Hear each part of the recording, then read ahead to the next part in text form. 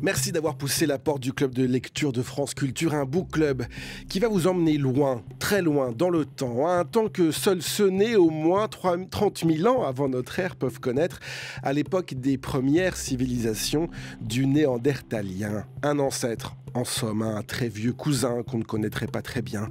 La force du roman et de l'ADN, c'est peut-être de pouvoir justement faire cohabiter à nouveau les hommes que nous sommes avec le Néandertal. Une manière de nous interroger sur notre rapport à la nature, sur la place des femmes aussi dans l'évolution de la grotte à nos jours et de mettre à mal un certain nombre d'idées reçues. Nous allons en discuter avec nos invités jusqu'à 13h30 et avec la communauté du Book Club.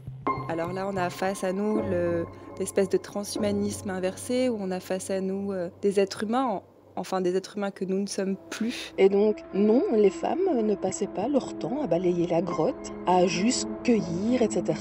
Et oui, elles étaient des chasseuses, oui, elles étaient des guerrières comme les hommes. À l'aube des temps. France Culture. Le Book Club. Il y a 35 000 ans. Nicolas Herbeau. Mais vous pouvez prononcer R.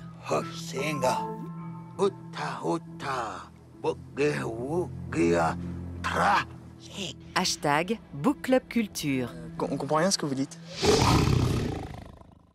On est dans l'ambiance. Dès l'ouverture de ce book club, on retrouvera Anna et Alexia, les lectrices du jour. Bonjour Noël Michel. Bonjour. Merci d'être à distance avec nous depuis la Belgique où vous vivez. Vous êtes ingénieure de formation, traductrice et donc romancière. Vous publiez votre second roman « Demain les ombres » aux éditions Le Bruit du Monde. Une plongée, une évasion, si on peut dire, dans le monde de Néandertal, puisqu'il s'agit dans ce roman justement de recréer Néandertal. Comment ça va se passer ? Alors, comment ça va se passer ? En fait, tout part d'un projet effectivement assez mégalomane, d'un directeur de recherche qui imagine de recréer l'humanité disparue qui est Néandertal à partir de techniques qui se basent sur le clonage et l'ADN ancien, le séquençage d'ADN ancien. Donc c'est d'abord un projet, une expérience scientifique, bien sûr. On ouvre votre roman avec une phrase de notre second invité, c'est Marilène Patou-Mathis. Bonjour. Bonjour. Une phrase extraite donc de votre ouvrage intitulé Néandertal, une autre humanité, que vous aviez édité chez Perrin en 2006. Vous êtes préhistorienne, spécialiste des comportements justement des Néandertaliens, directrice de recherche au CNRS et autrice de nombreux ouvrages. J'en ai cité un, mais je cite également L'homme préhistorique est aussi une femme, qui reparaît aujourd'hui dans l'édition Poche Point. Et vous connaissez bien Noël Michel, puisque vous avez relu son roman avec votre œil scientifique. L'expérience que l'on vient d'évoquer il y a un instant, est-ce que c'est le rêve de tout scientifique, de tout historien, pouvoir rencontrer ce néandertalien qu'on ne connaît pas très bien ? Est-ce que Noël Michel réalise votre rêve dans ce roman ? Oui, je crois qu'on a tous ce rêve, sauf que mon rêve, c'est plutôt de rester dans le domaine du rêve et de l'imaginaire. Parce que franchement, que ce soit d'ailleurs pour d'autres espèces non humaines, comme les mammouths, là aussi, on est en train d'essayer de cloner. Je pense que ce clonage, c'est vraiment quelque chose qui est, à mon avis, complètement, au niveau scientifique, complètement idiot, parce que de toute façon, c'est des chimères, hein, ce ne sera pas vraiment des mammouths. Et au niveau éthique, surtout pour les Néandertaliens, je veux dire, pour moi, ce sont des humains différents, ni inférieurs ni supérieurs, mais des humains. Donc cloner, recloner, enfin, ça me paraît complètement fou. Et là, pour moi, c'est vraiment une aberration. C'est cette idée aussi, Noël Michel, de réaliser presque un peu comme Frankenstein avec des monstres, c'est-à-dire de recréer quelque chose et quelqu'un qui n'existe plus, qui vous a intéressé pour écrire votre roman ? Oui, je crois que c'est plutôt, soyons clairs, c'est plutôt un cauchemar qu'un rêve. En plus, je pense que ce serait un projet voué à l'échec. C'est ce que je pense montre l'histoire aussi. Donc disons que Donc vous me demandiez par rapport à Frankenstein, oui, il y a quelque chose de l'ordre de la chimère, alors peut-être pas du monstre, mais ce qui est voué à l'échec, c'est que en fait, dans ce roman, on essaye de recréer une espèce disparue. Ce sera peut-être possible un jour du point de vue scientifique, c'est même très plausible, mais à partir du moment où on crée une espèce humaine, ça veut dire des jeunes, en fait, des enfants qui naissent complètement dépendants d'autres personnes, et ce pendant des années. On a besoin d'années de dépendance avant d'atteindre l'autonomie. Et ça veut dire qu'on est très très dépendant de la culture. Donc même ces petits néandertaliens, quand ils sont recréés dans l'histoire, il y a forcément besoin de personnes, d'homo sapiens finalement, pour les élever. Et donc, ils vont leur transmettre une culture. Et cette culture, elle est forcément artificielle, puisqu'on a des données qui sont fragmentaires sur la préhistoire et sur les modes de vie, les modes de pensée de Néandertal. Donc, cette culture qui est fabriquée à partir de ce que nous connaissons, elle est très artificielle, d'où l'idée de chimère, effectivement. Vous êtes d'accord, Marilène Patoumatis, on ne peut pas recréer un Néandertal comme il se comportait il y a 30 000, 40 000 ans? Oui, bien entendu. C'est impossible, parce que de toute façon, ce sont des humains qui d'abord sont très diversifiés. Là aussi, je voudrais casser quand même l'image. La préhistoire, ça n'existe pas. Ce sont des sociétés préhistoriques. Et si on remonte vraiment très très loin, vous savez, on s'est séparés avec les grands singes il y a 8 millions d'années. Donc, toute cette lignée humaine, il y a eu plein d'espèces différentes, d'espèces qui ont évolué, d'autres qui ont disparu. Donc, c'est une très longue histoire. Et même si on prend les dernières, justement, les sociétés néandertaliennes, par exemple, qui apparaissent, qui ont évolué à partir de 450 000 ans jusqu'à 35 000 ans. Donc là, on voit que là aussi, on a plein de sociétés différentes. Donc, quel type de Néandertal? Vous voyez, Néandertal, ça n'existe pas. Néandertal, c'est le squelette qu'on a trouvé à Néander, dans la vallée de Néander, près du Düsseldorf, en Allemagne. Donc, si vous voulez, là aussi, c'est une espèce de fiction, de quelque chose qui n'existe pas. Comme si on voulait réduire toute une civilisation qui a fait plus de 400 000 ans en disant, voilà, ils étaient tous comme ça, ils faisaient tous comme ça. C'est pas vrai. Ce sont déjà des sociétés très diversifiées. On les connaît très bien au niveau des techniques, justement, de la fabrication des outils, des techniques de chasse. Ils enterraient leurs morts, ils connaissaient le feu, etc. Les relations qu'ils ont eues, même avec nous, puisque nous avons, les Eurasiatiques, entre 1 et 4% de gènes néandertaliens.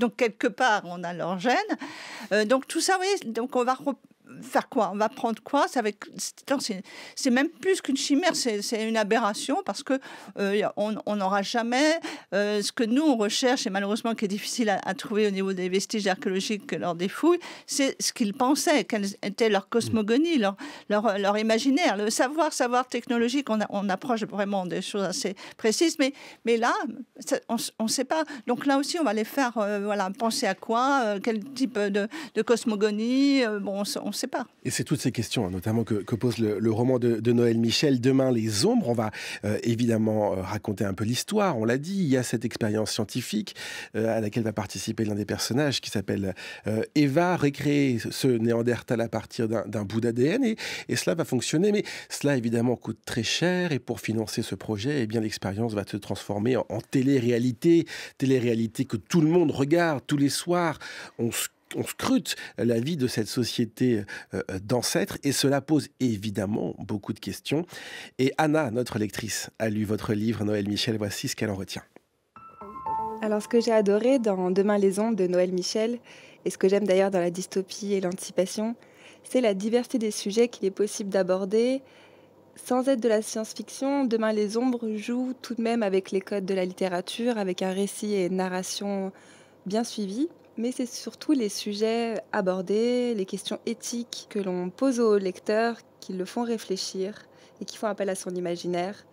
Alors là, on a face à nous l'espèce de transhumanisme inversé, où on a face à nous des êtres humains, enfin des êtres humains que nous ne sommes plus, mais que nous comprenons. Et cette super connectivité que nous vivons, mais pas encore à ce point-là.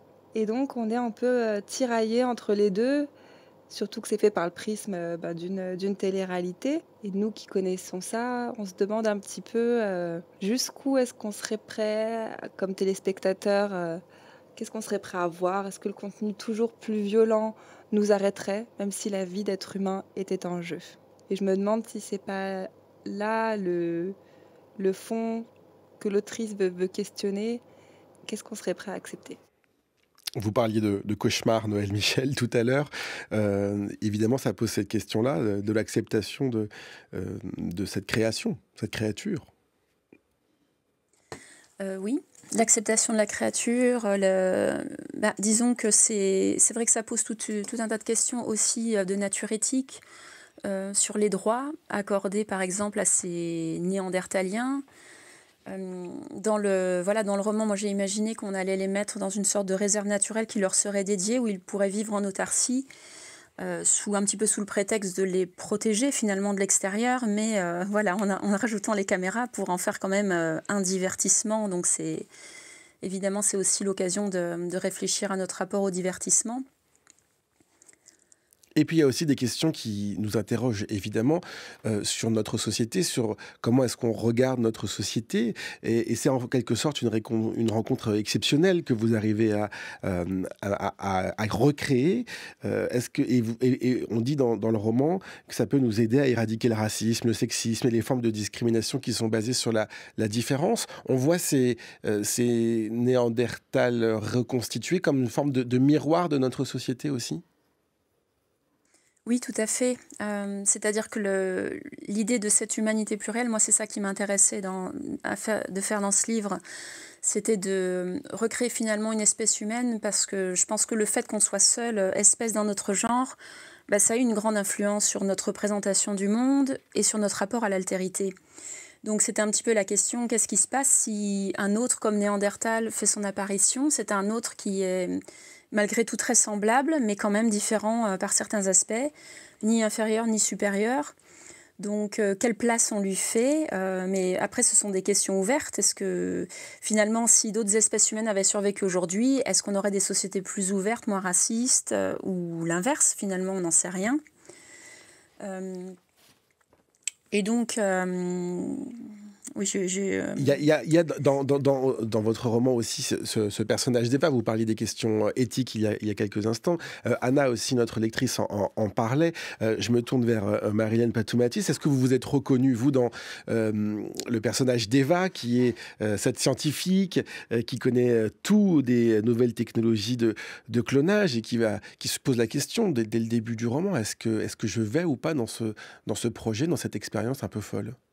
Oui, je crois que c'est des questions, en tout cas tous scientifiques se les posent ou devraient se les poser. Et notamment, bien sûr, personnellement, je ne travaille pas sur le futur clonage des Néandertaliens, mais par contre, on peut s'interroger sur ce qu'on va transmettre, traduire à la société de nos recherches. C'est-à-dire que là aussi, pendant très longtemps, les Néandertaliens étaient considérés comme des inférieurs, en tout cas très inférieurs aux sapiens. Et là, on a essayé de retravailler ça. Est-ce que c'est vrai? En partant, on est des scientifiques, du matériel qui sort des fouilles et des laboratoires où on les analyse. Et là, c'était très important pour nous parce qu'on va véhiculer, transmettre là aussi une image. Et c'est important parce que c'est des sociétés disparues et donc d'essayer de reconstituer, de restituer à tout le monde leur façon de vivre est importante parce qu'on va véhiculer soit comme avant ces notions d'infériorité, de supériorité, ou au contraire, on va essayer de montrer qu'on peut être différent et qu'il n'y a pas à chercher à savoir si c'est mieux ou moins bien, et donc d'arrêter cette espèce de hiérarchisation des sociétés qui a fait tellement de mal, mais sans parler évidemment au 19e et encore malheureusement actuellement parfois des races par exemple, comme on disait au 19e siècle. Donc ça c'est important de toujours se travailler, et c'est le rôle de scientifique de se poser toujours la question, est-ce que quand je commence à interpréter, quand je commence à transmettre au public certaines informations, est-ce qu'elles sont, on va dire, vraiment factuelles, ou est-ce que le fait que je vais interpréter, c'est moi, Marilène Patoumatis, avec mon histoire personnelle, avec l'histoire de ma société,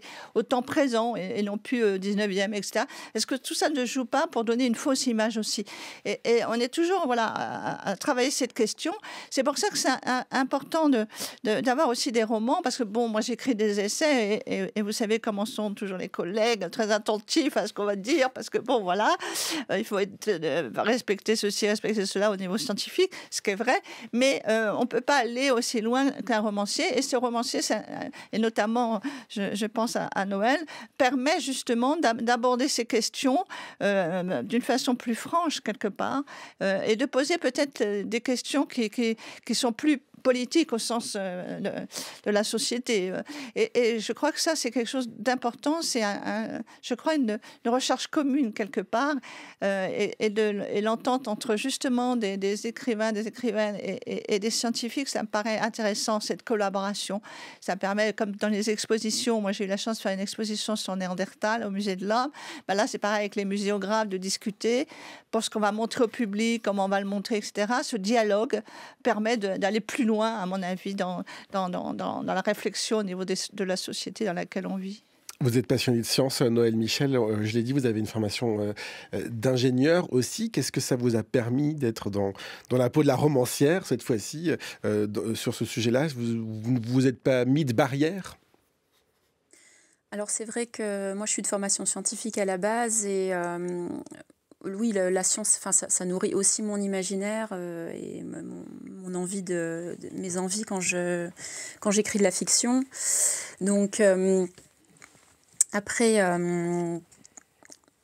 moi en fait, ce qui me tenait à cœur, ce qui était important pour moi, c'était vraiment de documenter sérieusement mon travail parce que voilà, comme le dit Marilène, ça reste de la fiction évidemment, donc ça permet d'aller dans de l'imaginaire, de se forger finalement des nouveaux imaginaires, mais je voulais que tout ça soit plausible et donc je voulais vérifier dans la mesure du possible que ce que j'avançais était possible en tout cas. Et donc après, c'est vrai que en termes de thèmes scientifiques, je trouve que c'est très intéressant d'explorer. Enfin, là, c'est clairement aussi le thème de l'apprenti sorcier qu'on explore. Jusqu'où est-ce qu'on peut aller dans la science? Qu'est-ce que véritablement le progrès? Est-ce qu'on est finalement condamné à faire tout ce que la science nous permet de réaliser? Je pense que ce sont des questions importantes qu'on doit se poser et qui sont intéressantes à aborder à travers la fiction. Si je parlais de monstres tout à l'heure, c'est aussi parce que, évidemment, cette expérience que vous nous décrivez dans ce roman, ça nous fait penser à Jurassic Park, à la fiction, à la littérature aussi. Qu'est-ce que ça change d'imaginer et de créer, d'être dans la peau, vous l'avez dit, de cet apprenti sorcier qui va créer un être qui nous ressemble vraiment, enfin, qui nous ressemble peut-être le plus possible, Noël Michel? Qu'est-ce que ça change par rapport à nous, à Sapiens, vous voulez dire? Tout à fait. Disons que je ne sais pas si ça change beaucoup de choses. Oui, forcément. Mais moi, ce qui m'intéressait aussi, c'était à travers le fait de ressusciter cet autre, c'était de faire un pas de côté finalement. Parce que le point de vue de Néandertal nous permet aussi de prendre du recul par rapport à qui nous sommes, nous sapiens, de prendre un peu de distance, de réfléchir à ce que c'est vraiment que l'humanité, à ce qui fait notre identité. Ça, je trouvais ça un aspect intéressant. Et ça nous permet aussi, et c'est là où je me retourne vers Marilène Patoumatis, de revoir les idées reçues qu'on peut avoir sur, effectivement, ces humains qui vivaient à cette époque. Alors quand on dit à cette époque, replacez-nous sur cette frise chronologique, parce qu'on est un peu perdu. Néandertal, c'est quand? Alors, donc les Néandertaliens sont apparus par évolution d'un groupe qui est venu d'Afrique en Europe. Donc au départ, c'est vraiment des Européens. Actuellement, c'est 450 000 ans. Donc, on a les premiers néandertaliens et les derniers, entre guillemets, puisque je vous dis, on a des jeunes néandertaliens, les derniers, donc c'est vers 35 000 ans. Donc, c'est une grande période, plus que nous, puisque je vous rappelle que nous, on a 300 000 ans. Les plus anciens sapiens, pour l'instant, c'est 300 000 ans. Et il faut savoir aussi, ça c'est important dans l'histoire de notre relation avec eux, c'est qu'une partie de ces néandertaliens vont aller au Proche-Orient. Et ça, c'est important vers à peu près 130 000 ans, parce que c'est là-bas qu'il va y avoir des rencontres. Parce que quand ils arrivent, il y a des sociétés sapiens qu'il n'y a pas en Europe. Il y a des sociétés sapiens, parce que donc ils vont avoir des cultures très très proches et à un moment donné vont se mélanger, vont se croiser et c'est pour ça que nous avons ces gènes. Et ça c'est une donnée intéressante parce que justement quand on parle de l'autre, ça met en évidence que ces différences qu'on a mis pendant très longtemps entre eux et nous, en fin de compte étaient moindres pour les sapiens de là-bas, de cette période-là, vers 70 000 par exemple. Donc eux ils n'ont pas vu cette grande différence puisque se sont même reproduits, voilà, ils se sont mélangés comme on dit maintenant. Donc ça c'est intéressant. Vous voyez bien que en fin de compte on porte toujours un regard sur l'autre. Donc cette notion d'altérité est importante à avoir vraiment en tête. Comment je perçois l'autre? Est-ce que je peux l'embellir aussi? Parce qu'on a tendance toujours à dire, mais on peut aussi l'embellir. Et c'est ce qui se passe parfois pour certaines civilisations, et notamment pour la civilisation néandertalienne. Certains la voient peut-être avec un regard un peu enamouré, en disant les sapiens sont arrivés, ils ont tout tué, voilà, c'est des destructeurs, c'est des violents. Enfin, donc ce regard en miroir par rapport à Néandertal qui serait plus pacifiste, plus écologique. Et tout ça, je pense que c'est intéressant pour en discuter dans un roman, justement. Mais dans la réalité, je crois que les choses sont plus complexes et qu'il y a une pression aussi à chaque période dans laquelle on vit, de l'environnement, de l'extérieur, qui va faire que vous allez devoir, pour vivre, pour survivre, pour que le clan dure et tout, ce sont des peuples chasseurs-cueilleurs nomades qui vivent en groupe, entre 35 et 50, et ben, il va falloir avoir des systèmes et des valeurs qui vont permettre que ça tienne. Par exemple, on a souvent mis en évidence que c'était des populations violentes, même nos ancêtres, les sapiens. Eh ben non, parce qu'en fin de compte, quand on a une très faible démographie, si on est toujours en train de se bagarrer, on ne serait pas là, tout simplement, faute d'effectifs. En réalité, ce qui permet à ces groupes et tout, c'est la collaboration, la coopération, les échanges. On voit très bien les réseaux d'échange entre les groupes. Donc, vous voyez, c'est aussi important de voir ce regard donc, par rapport à ces sociétés en prenant du recul, justement, et ne pas vouloir leur appliquer nos façons de concevoir le monde, nos cosmogonies, en plus très occidentales. Donc, il faut vraiment essayer, en tout cas, de se détacher des modèles que nous, on a actuellement. Noël Michel, les personnages principaux de votre roman sont des femmes.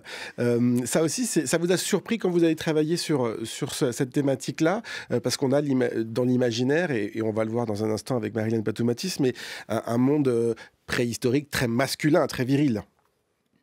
Alors en fait c'était un petit peu l'inverse, c'est-à-dire que avant même d'avoir l'idée de ce roman, mon intérêt pour la préhistoire s'est réveillé il y a quelques années. Justement quand j'ai visité la grotte de Pechmerle dans le Lot, parce que donc il y a beaucoup de peintures rupestres dans cette grotte et il y a notamment des empreintes de mains. Et en fait, j'ai appris à cette occasion qu'avec les techniques modernes, on pouvait déterminer de manière assez précise s'il s'agissait d'empreintes de mains d'hommes ou de femmes. Et en l'occurrence, à Pechmerle, il y a beaucoup d'empreintes de femmes. Et ça, pour moi, ça m'a complètement fascinée. Ça a été une petite révolution intérieure parce qu'effectivement, moi, j'étais restée sur les clichés que j'avais appris à l'école, je suppose, sur la préhistoire, avec cette image un peu désuète de la femme préhistorique. C'est d'ailleurs l'ouverture, si je puis me permettre, du chapitre 1 de votre livre, Marilène Patomatis. Un homme occupe le devant de la scène et une femme est reléguée à l'arrière-plan. L'homme arbore des armes, terrasse des bêtes effrayantes. Il est fort, courageux, protecteur, debout. La femme est faible et dépendante, parfois oisive, entourée d'enfants, de vieillards, assises devant la grotte. Ce sont des images qu'on a pu voir dans des tableaux, des sculptures, des livres, des illustrations de magazines et, comme l'a dit Noël Michel il y a un instant, des magazines scolaires. C'est extrait donc de L'homme préhistorique est aussi une femme, et on va écouter Alexia qui a lu ce livre, et voici ce qu'elle en retient. Je suis tombée par hasard sur le livre L'homme préhistorique est aussi une femme, et le titre m'a vraiment interpellée.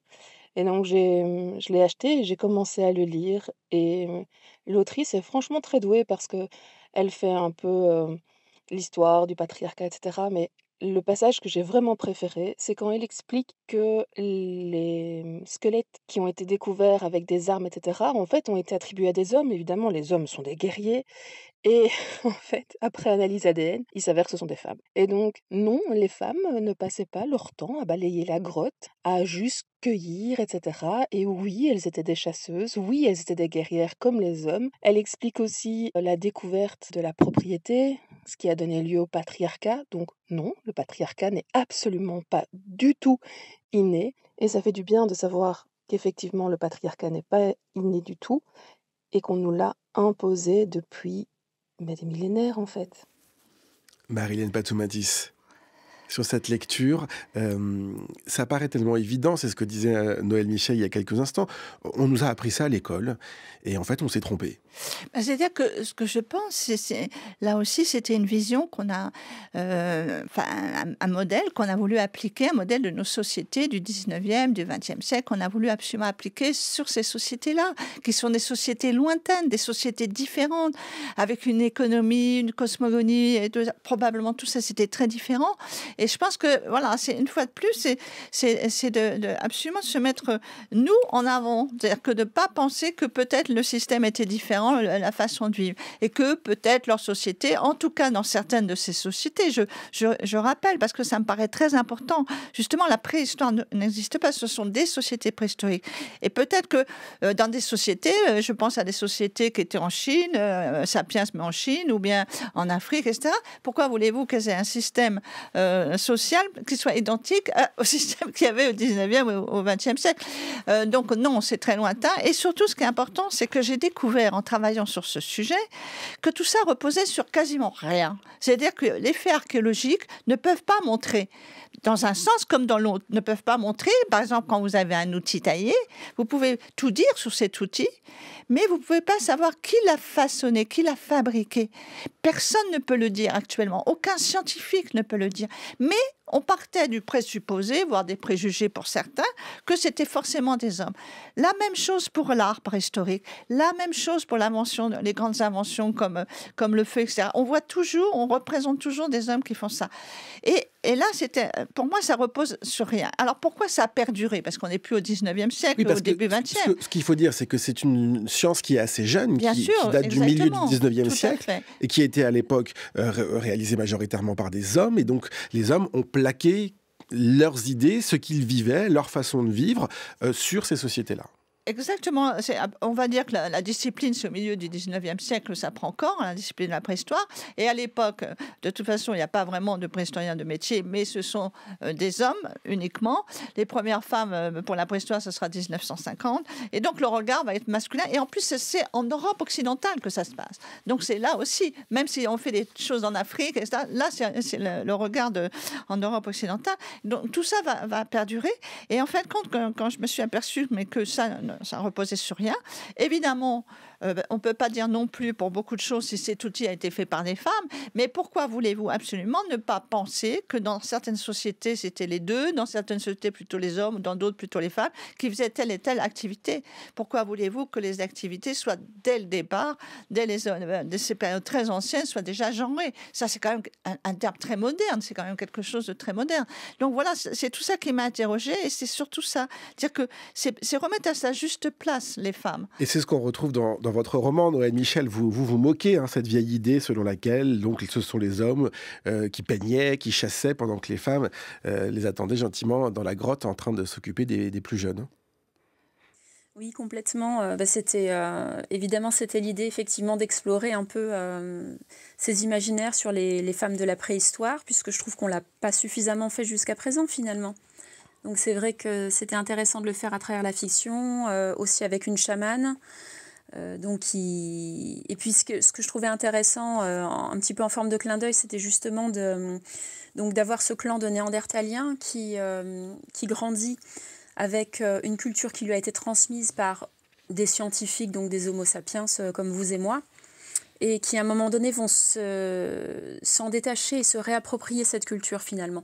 Donc j'avais imaginé, c'est vrai par exemple que finalement quelque part le directeur du centre, le directeur de ce projet mégalomane, il se serait projeté en quelque sorte comme Dieu finalement pour les Néandertaliens. Parce que c'est un petit peu ce qu'il fait, il joue à Dieu en créant finalement une espèce humaine, en recréant Dieu, en recréant les hommes. Et donc je trouvais ça intéressant qu'à un moment donné, la chamane et le clan de Néandertaliens se réapproprient cette espèce de légende, parce que on ne sait pas grand-chose évidemment sur la cosmogonie de Néandertal, mais on peut quand même supposer, il n'y a pas lieu d'imaginer une forme de monothéisme, il y a plutôt lieu d'imaginer que leur cosmogonie était ancrée dans la nature. peut-être dans la terre-mère ou les animaux. Et donc c'était intéressant d'imaginer que cette chamane, à un moment donné, déjà, elle se rend compte que finalement, Dieu, c'est forcément un principe féminin, puisque ce sont les femmes qui mettent les enfants au monde et pas les hommes. Et puis de même, qu'elle relativise quelque part cette position du Dieu dans quelque chose de plus large et de plus ancré dans la nature. Est-ce qu'on peut s'interroger sur la naissance du patriarcat, du coup, au fil du temps? Est-ce que dans ces sociétés, on a des indices qui montrent à quelle période ça a pu naître, Marilène Patsomatis? C'est la grande question et la grande difficulté, parce que, en fin de compte, si vous voulez, c'est comment mettre en évidence certains comportements qui ne se fossilisent pas, où on n'a pas de reste. Donc, c'est difficile, mais on a quand même des regards. Je prends un exemple, les sépultures.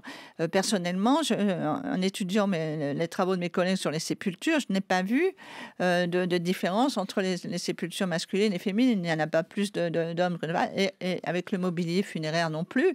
Donc tout ça pour la période, je parle de ce qu'on appelle le paléolithique, c'est-à-dire les peuples chasseurs-cueilleurs, nomades, quand il y a une économie de prédation. On voit pas. On voit même dans l'art, par exemple, notamment l'art mobilier, les fameuses statuettes, c'est du féminin. En fin de compte, il y a très peu de représentation masculine dans tout l'art paléolithique. C'est essentiellement du féminin. Donc ça interroge, parce que là, ça veut dire quand même quelque chose.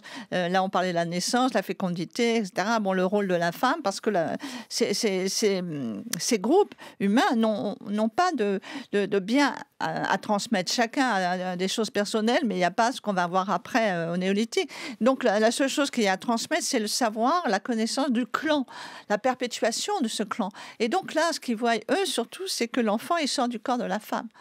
Et donc, probablement, à travers cet enfant, c'est lui le seul avenir. C'est pas, il n'y a pas d'écriture, il n'y a rien d'autre. Enfin, je veux dire, donc, comment perpétuer la mémoire du groupe? Voilà, c'est par justement les enfants, donc la femme.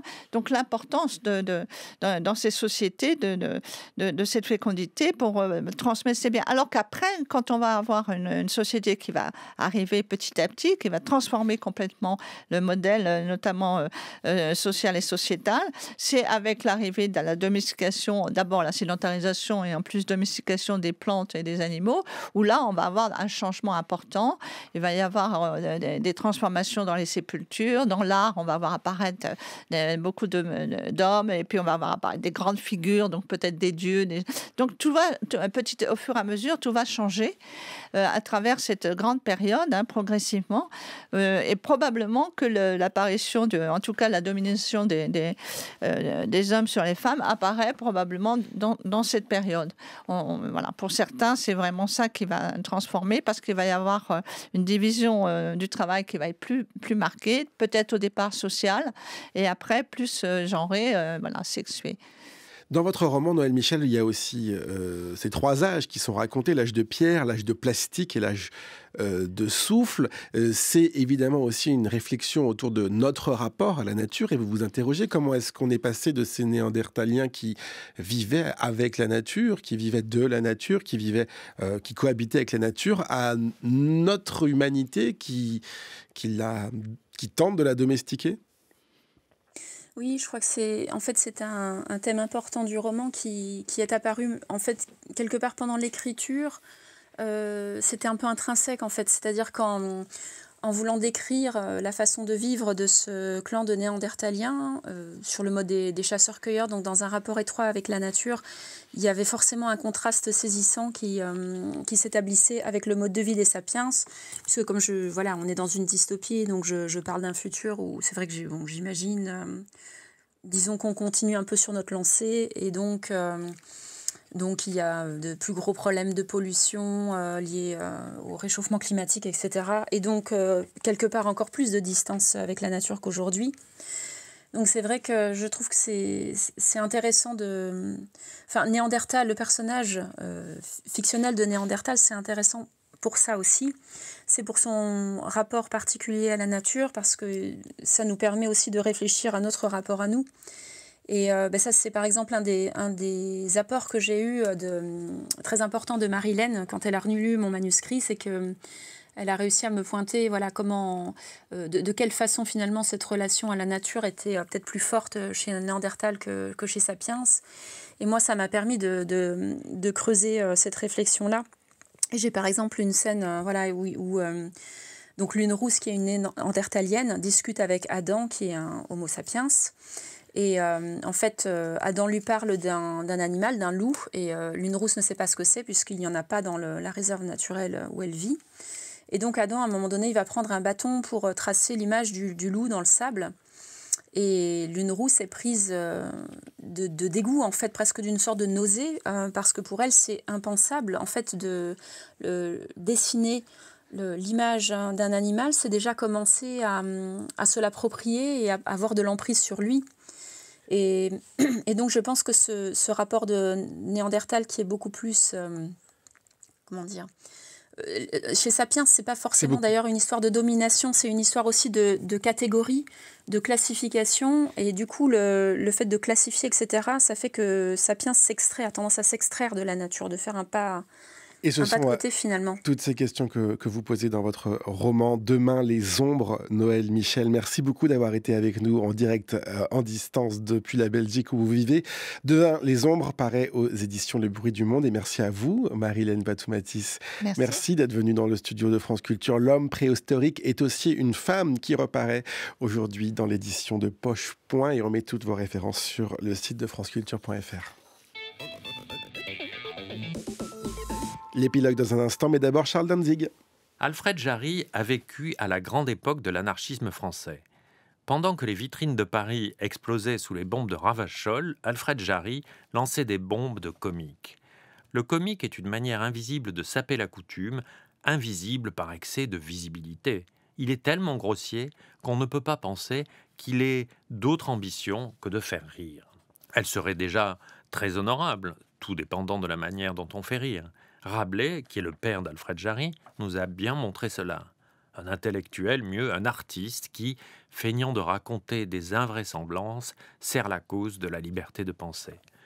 Jarry a fait cela avec Ubu Roi et sa série des pièces consécutives avec le personnage d'Ubu, qui ne sont pas moins bonnes si elles sont moins connues. Ubu enchaîné, l'almanach du père Ubu illustré, Ubu sur la butte, Ubu cocu.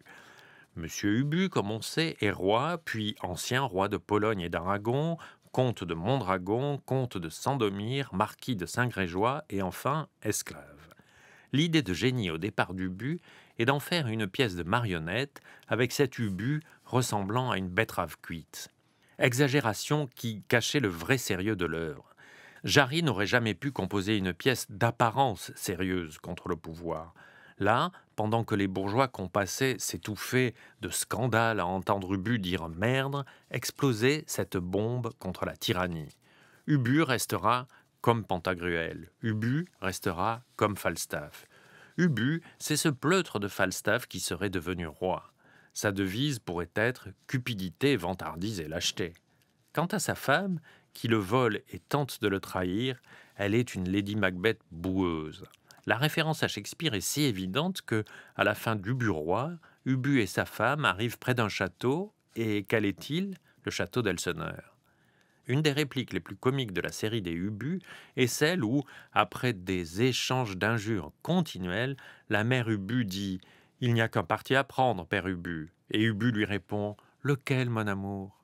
La pire cruauté se manifeste dans cette réplique. Elle pourrait être prononcée par Trump. La biographie de ce porc a déjà été écrite, n'est-ce pas ? Les répliques d'Ubu participent de la même bêtise, de la même brutalité, de la même lâcheté. Un des personnages d'Ubu enchaîné a cette réplique que Trump, président, aurait dite pour mettre les autres en esclavage et que Trump, en prison, dira pour prouver qu'en réalité il est libre. La liberté, c'est l'esclavage. Chaque jour, le club de lecture de France Culture est préparé par Oriane Delacroix, Zora Vigne, Jeanne Agrapard, Didier Pinault et Alexandre Laibegovic. Un grand merci à toute l'équipe accompagnée à la réalisation ce midi de Thomas Beau et à la prise de son d'Alex Dang. On tourne ensemble la dernière page du jour, voici l'épilogue. Moi, ce qui m'intéressait aussi, c'était à travers le fait de ressusciter cet autre, c'était de faire un pas de côté finalement, de prendre un peu de distance, de réfléchir à ce que c'est vraiment que l'humanité. Oui, je crois qu'on a tous ce rêve, sauf que... Évidemment, c'est aussi l'occasion de réfléchir à notre rapport au divertissement. Et là, c'était très important pour nous parce qu'on va véhiculer, transmettre là aussi une image. Et c'est important parce que c'est des sociétés disparues. Et donc, pour moi, ça repose sur rien.